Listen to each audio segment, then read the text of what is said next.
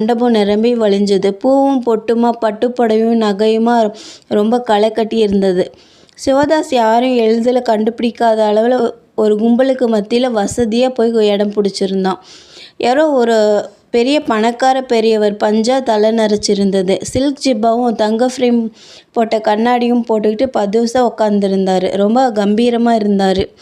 முகூர்த்த நேரம் நெருங்கிட்டு இருந்த போது தான் தெரிஞ்சது அது மலையாள முறை கல்யாணம் அப்படின்னு. மணமேடையில் பெரிய கதகளி குத்து விளக்கு தேங்காய் எண்ணெய் ஊற்றி ஜகஜோதியாக எரிஞ்சிட்டு இருந்தது.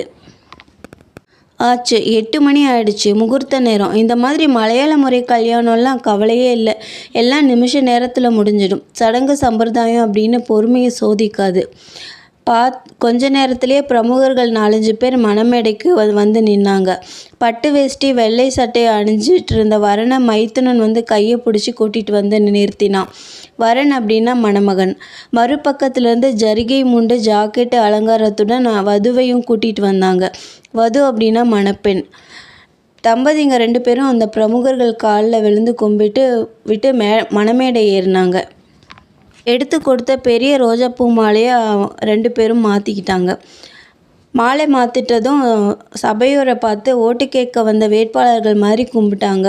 உடனேயே ஒரு பெரிய மனிதர் பொண்ணுக்காக வந்து புடவையும் ஜாக்கெட்டும் ஒரு பெரிய தாம்பாளத்தில் வச்சு கொடுத்ததை மணமகன் வாங்கி மணமகள் கையில் கொடுக்குறாரு. 2 அழகான வளையல்கள் அணிந்த கை அந்த தாம்பாளத்தை கை நீட்டி வாங்கிக்குது. அந்த மணப்பெண்ணை சிவதாஸ் வந்து உத்து பார்க்குறான். கூடியிருந்த கூட்டத்தை பார்த்த மாதிரியே அந்த மணப்பெண்ணும் இவனை பார்த்த மாதிரி இருந்தது. ஐயோ ஐயோ, இவளா வந்து மணப்பெண், நம்மளோட படித்த சுபாஷினியில் இவ அப்படின்னு ரொம்ப அதிர்ந்து போகிறான். அவளே தான். புடவை தாம்பாளத்தை கையில் ஏந்திக்கிட்டு மற்ற பெண்கள் வந்து அவளை உள்ளே அழைச்சிட்டு போகிறாங்க. மணமகன் கொடுத்த பட்டுப்புடவையை அணிஞ்சிட்டு மணமேடைக்கு வருவா சுபாஷினி. பிரமுகர்கள் வாழ்த்துவாங்க. அவ்வளோதான், கல்யாணம் முடிஞ்சது. கல்யாணமா? புடவை கொடை. கடைசியில் அந்த சுபாஷினியின் கல்யாணத்துக்கே ஓசி பந்தியாளனா வந்து நிற்க வேண்டிய நிலை ஆகிடுச்சே அப்படின்னு ரொம்ப வருத்தப்படுறான். அது சுபாஷினியே தான், அவளே தான். பள்ளி இறுதி வகுப்பில் எவ்வளோ துடிப்பாக இருப்பாள். எத்தனை அலங்கார விசேஷமாக இருக்கும்.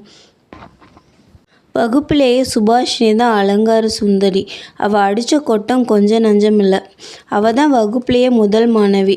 பெண் என்ன படித்து என்ன பட்டம் வாங்கி என்ன பிரயோஜனம்? கடைசியில் இப்படி தானே யாரோ ஒருவன் நீட்டுற புடவை தாம்பாளத்தை கையேந்தி கொண்டு தலையை குனிஞ்சிக்கிட்டு நிற்க வேண்டியதாக இருக்குது அப்படின்னு சிவதாஸ் நினச்சிக்கிறான்.